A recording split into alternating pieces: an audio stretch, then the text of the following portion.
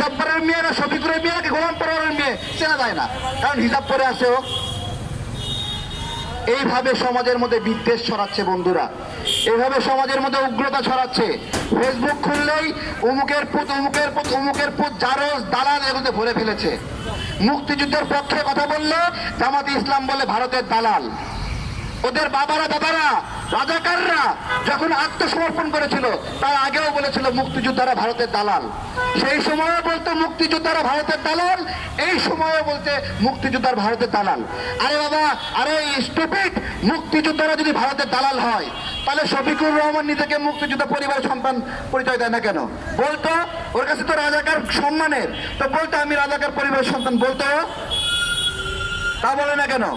পরিচয় দিতে ভাল লাগে মুক্তিযোদ্ধা পরিবারের সন্তান, কিন্তু মুক্তিযোদ্ধাদের মঞ্চে আসতে ভাল লাগে না। মুক্তিযোদ্ধারা মঞ্চে উঠলে মব সৃষ্টি করে, মুক্তিযোদ্ধারা প্রোগ্রাম করলে সেখানে কি মব সৃষ্টি করে।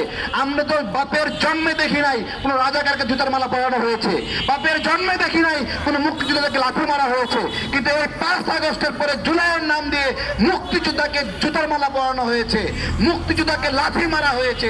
ভিক্ষার এই রাজনীতি, ভিক্ষার এই সমাজ ব্যবস্থা যেখানে মুক্তিযোদ্ধাদের সম্মান করা হয় না।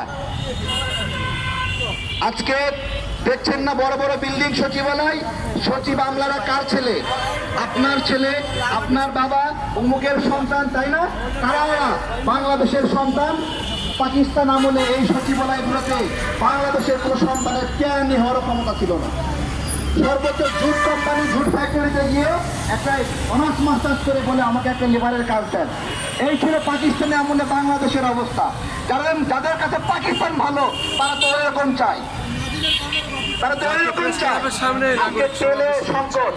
তেলের সংকট নিয়ে ছোট্ট একটা কথা বলি। এর মধ্যে